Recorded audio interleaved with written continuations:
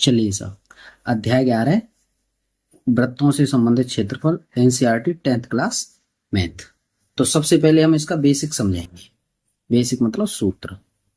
सूत्र देखते हैं, सूत्र इसमें कौन कौन से यूज होते हैं। फॉर्मूला, ठीक है ना। फॉर्मूला यहाँ पे कैसे निकालेंगे तो समझिए। सबसे पहले हमारा क्या होता है, देखिए वृत्त। सबसे पहले हम वृत्त देखते हैं। तो वृत्त हमारा एक, वैसे इससे पहले चैप्टर में हमने बता दिया है, एक समान दूरी पर चारों ओर से गोल आकृति, बंद आकृति जो होती है वो आपकी वृत्त कहलाती है। ये सब इसमें आता है। अब अगर एक जीवा खींच दें हम ऐसे, इसको जीवा कहते हैं, तो ये होता है आपका लघु वृत्तखंड। लघु वृत्तखंड,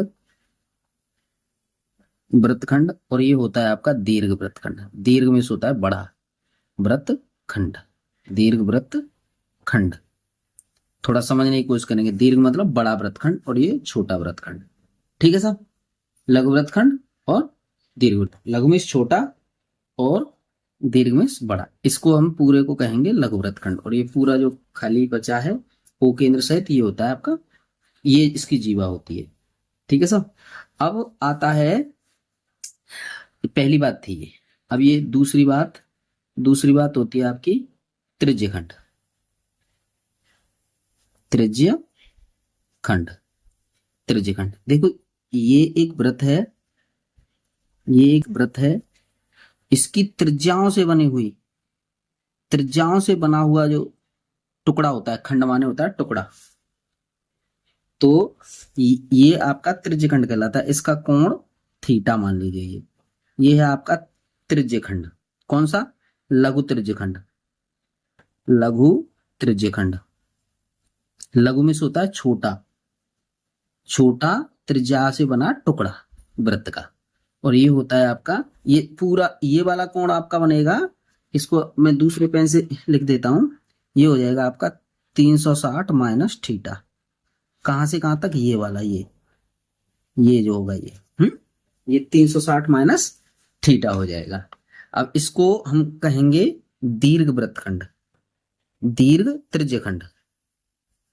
दीर्घ त्रिज्य, क्योंकि त्रिज्याओं से बना है तो दीर्घ त्रिज्यखंड हो गया आपका, दीर्घ त्रिज्यखंड, ठीक है साहब।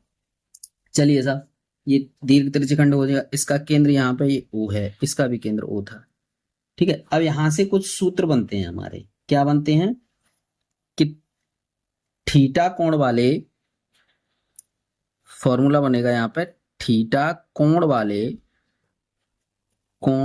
वाले त्रिज्यखंड का क्षेत्रफल, त्रिज्यखंड का क्षेत्रफल। अब देखो वृत्त का क्षेत्रफल हमारा क्या होता है? पाई आर स्क्वायर। वृत्त का क्षेत्रफल होता है पाई आर स्क्वायर। तो पाई आर स्क्वायर में ही हम क्या करेंगे, थीटा बटे 360 का गुणा कर देंगे। पाई आर स्क्वायर थीटा बटे 360, ये आपका लघु त्रिज्यखंड का क्षेत्रफल या थीटा कोण वाले त्रिज्यखंड का क्षेत्रफल। अब बी 360 माइनस थीटा कोण वाले त्रिज्यखंड का क्षेत्रफल, त्रिज्यखंड का क्षेत्रफल। तो पाई आर स्क्वायर तो ये रहेगा, और जो थीटा हमारा क्या रहा यहाँ पे 360 माइनस थीटा, तो इसको लिख दीजिए 360 माइनस थीटा बटे 360, ठीक है जी। 360 में से जो थीटा जो बनेगा वो घट जाएगा, बस वो आ जाएगा इसका क्षेत्रफल। आप समझ रहे हैं साहब? आइए अब अगला वाला चित्र बनाते हैं। तीसरे नंबर पे एक और चित्र बनाते हैं हम। यहां देखिए, ये ऐसे करके, ठीक है ना, और ऐसे ले लेते हैं। ये O है, यहां थीटा कोण है। अब ये कहलाता है हमारा चाप। ये लघु चाप होता है, ये दीर्घ चाप होता है। तो थीटा कोण वाले, यहां से सूत्र निकल करके आएगा हमारा कौन सा? कि थीटा कोण वाले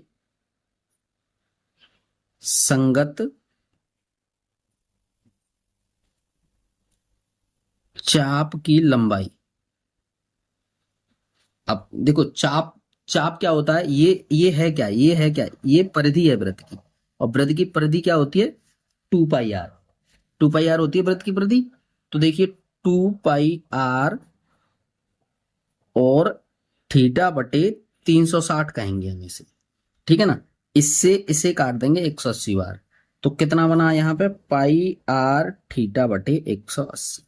इस तरह से हमारे थीटा कोण वाले संगत चाप की लंबाई, यानी कि जो परिधि जो बनेगी, वृत्त की परिधि जो बचेगी इस त्रिभुज में या त्रिज्यखंड में, तो उसको हम पाई आर थीटा बटे 360 के सूत्र से निकालेंगे, ठीक है। आइए साहब, अब हमारा क्या बनेगा, इसी का ही एक और चित्र बना लेते हैं हम। यहाँ पे देखिए जरा, अगला वाला चित्र बना लेते हैं। जैसे मान लीजिए ये है, ये हमारा वृत्त है, ये वृत्त है, यहां से ये और ये ऐसे, ठीक है साहब। अब हमारा ये बनता है। अब हमारा ये बना कौन सा, यानी कि जो परिधि थी, यानी संगत चाप जो था और जो त्रिभुज था, उससे बना ये लघु वृत्तखंड, है ना। अब थीटा, यहाँ पे कोण कितना है, यहाँ थीटा, और यहाँ आर, यहाँ थीटा कोण है और आर इसकी त्रिज्या है, ठीक है ना। यहाँ पे सबकी आर ये त्रिज्या रहेगी, आर, ये आर रहेगी, ठीक है। आइए, आर त्रिज्या, तो थीटा कोण वाले, यहां से आएगा थीटा कोण वाले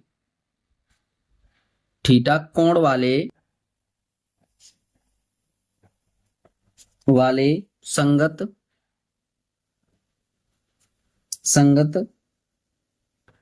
लघु वृत्तखंड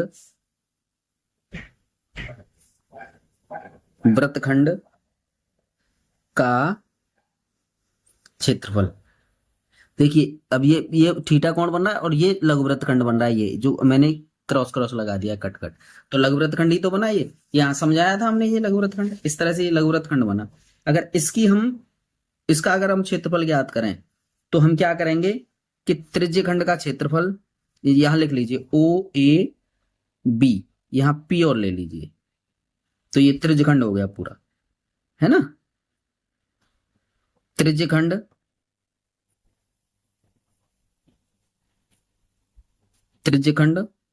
ओ ए पी बी, मतलब इस समय ये सारा यो त्रिज्यखंड, ठीक है। त्रिज्यखंड का क्षेत्रफल माइनस त्रिभुज ओ ए बी का क्षेत्रफल। थोड़ा यहां समझने की कोशिश करेंगे, तो इसका पूरे का क्षेत्रफल त्रिज्यखंड का हमारा कितना होता है, पाई आर स्क्वायर थीटा बटे 360, माइनस इसमें हम त्रिभुज के क्षेत्रफल के लिए यहां बहुत से सूत्र लगाते हैं, लेकिन यहां एक मैं जनरल सूत्र बताता हूं। यहां कोई सा भी त्रिभुज हो, कोई सी नाप का, उसके लिए आप 1/2 आर स्क्वायर साइन थीटा ये लगा दीजिए बस। इससे आपको आपके सारे क्वेश्चन हल हो जाएंगे, समझ पा रहे होंगे आप। तो इस तरह से हमारा ये थीटा कोण वाले संगत लघु वृत्तखंड का ये वाले का क्षेत्रफल ज्ञात हो जाएगा, समझ रहे हैं साहब। यहां से अब यहां थोड़ी सी बात ये और रख लेते हैं, कुछ बातें हैं उन्हें और देख लेते हैं जरा। कुछ बातें ये हैं कि यहां पे देखिए आपको पाई का मान आएगा, पाई का मान वैसे तो दिया हुआ होगा, लेकिन 3.1416 ये होगा साहब पाई का मान, ठीक है। और वैसे इसका 180 अंश भी होता है पाई का मान, और अगर उसमें बटे में लेंगे तो 22/7 भी होता है। तो कुछ जनरल चीजें हैं जो हमें दी जाएंगी, उनको हम यहां से ले लेंगे,